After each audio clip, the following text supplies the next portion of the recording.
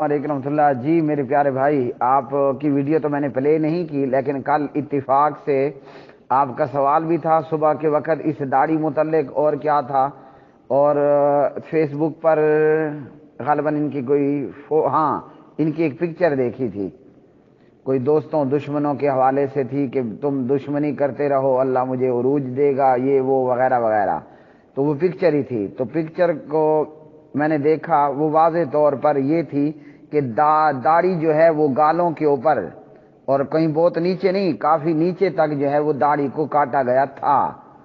تو بات آپ کی درست ہے، اور یاد رکھیے کہ داڑھی کا کاٹنا یا داڑھی کا مونڈنا یہ سراسر پیارے نبی علیہ الصلوۃ والسلام کی نافرمانی ہے۔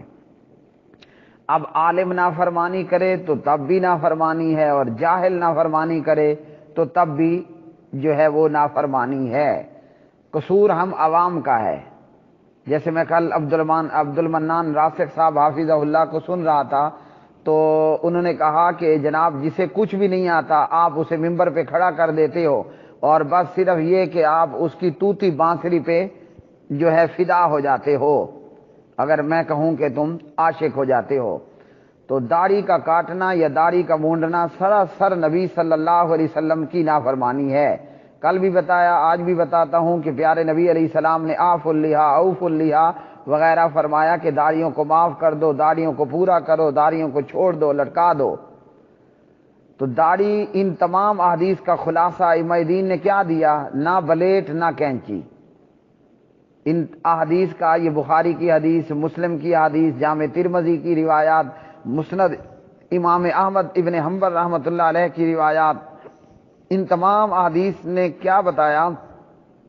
ائمہ دین فرماتے ہیں کہ نہ داڑھی کو کینچی تے نہ داڑھی کو بلیٹ، داڑھی کو بالکل چھوڑ دینا ہے۔ اور الحمدللہ یہ اہل حدیث کی ایک بڑی عظیم صفت ہے۔ ویسے آج کل یہ مصیبت مار پڑی ہے کہ جناب داڑھی کو مٹھی بعد کاٹ دو، کیا کرو؟ داڑھی کو مٹھی بعد کاٹ دو، یا یہ کہ داڑھی کا خط بنا لو، یا یہ کہ جناب جو ہے وہ اپنے گال پر سے داڑھی کو مونڈ دو۔ لوگوں نے داڑھی کو بھی جو ہے وہ ایک شو پیس بنا رکھا ہے۔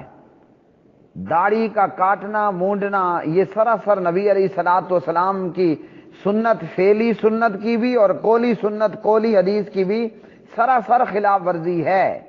اب چاہے وہ علامہ احسان علیہ ظہیر شہید رحمت اللہ علیہ کیا کرتے تھے، یا کوئی مدنی، کوئی نوری اور وغیرہ وغیرہ کوئی بھی ایسا کرے، تو یہ عمل سراسر حرام ہے، اور یہ آج مصیبت پڑی ہے۔ ورنہ تو ہم دیکھتے ہیں کہ دیوبند اور بریلی کے علماء، ان کی بھی بڑی بڑی داڑیاں ہوا کرتی تھی علماء دین، بلکہ میں نے تو کل ایک اور کی بھی دیکھی ہے کہ وہ داڑھی کٹی ہوئی نہیں تھی۔ تو یہ آج مصیبت پڑی ہے کہ لوگوں کو داڑھیوں کے ساتھ فیشن کرنا ہو گیا۔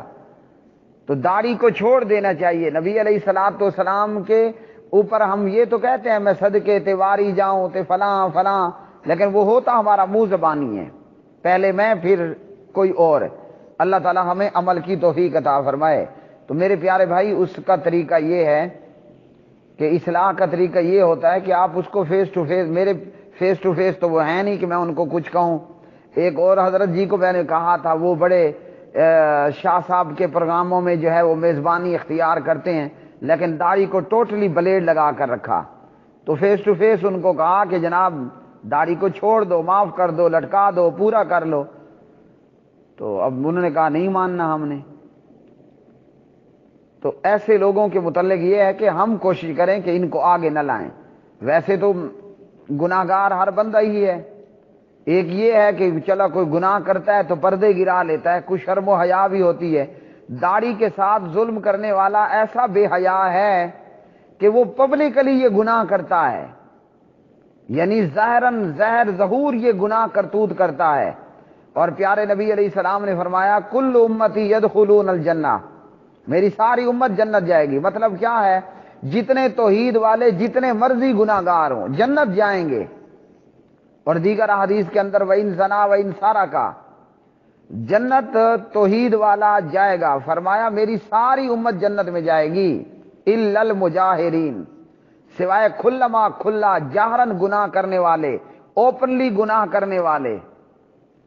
تو یہ جو داڑیوں پر بلیڈ لگا لیتے ہیں جناب، یا اپنی طبیعت اور مرضی اور فیشن اور اپنے لائف سٹائل اور جناب اپنے حسن و جمال کے لیے داڑھی کو مونڈ ڈالتے ہیں، یا جناب گالوں پر سے داڑھی کو کاٹ دیتے ہیں، تو ائمہ دین نے یہی کہا ہے کہ آف اللحا اوف اللحا وغیرہ، ان تمام کا خلاصہ یہ ہے کہ نہ بلیڈ نہ کینچی، نہ بلیڈ نہ کینچی۔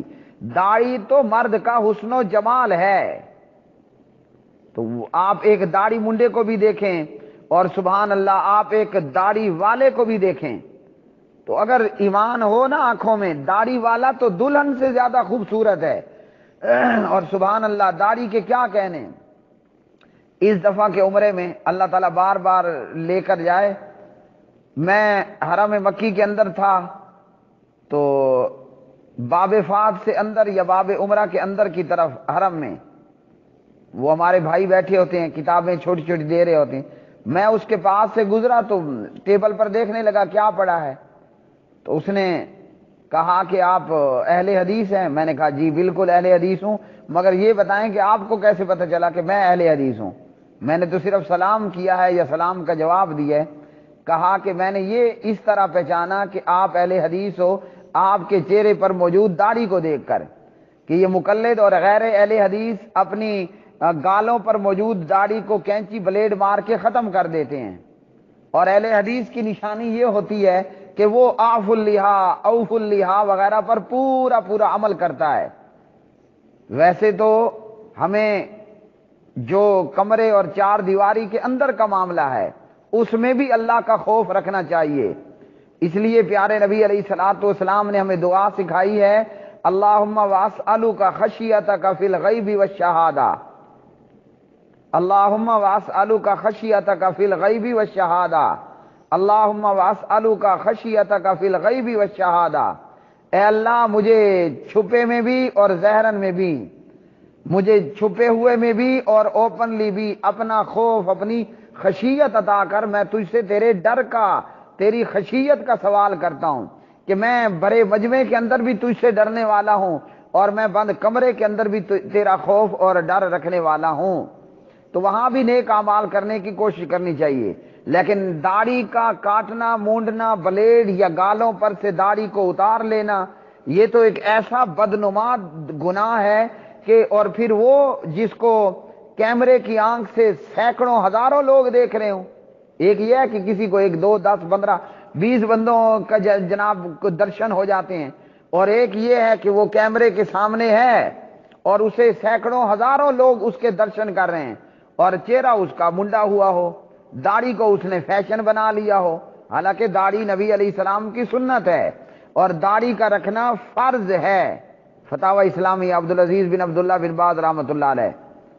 تو اس لیے داڑھی کے ساتھ اس قسم کی حرکتیں نہیں کرنی چاہیے، اور اگر آپ کے چہرے پر کوئی داڑھی ہے، یعنی گالوں کے اوپر بھی داڑھی ہے، تو یہ داڑھی نہ تو مولوی یا غیر مولوی کی بیوی کو چبھتی ہے، اور نہ آپ کے گالوں پہ داڑھی دیکھ کر کوئی آپ کو جلسے پہ نہیں بلائے گا، اور داڑھی چہرے پر ہوگی تب بھی آپ پہ فریفتہ ہونے والے فریفتہ ہوں گے۔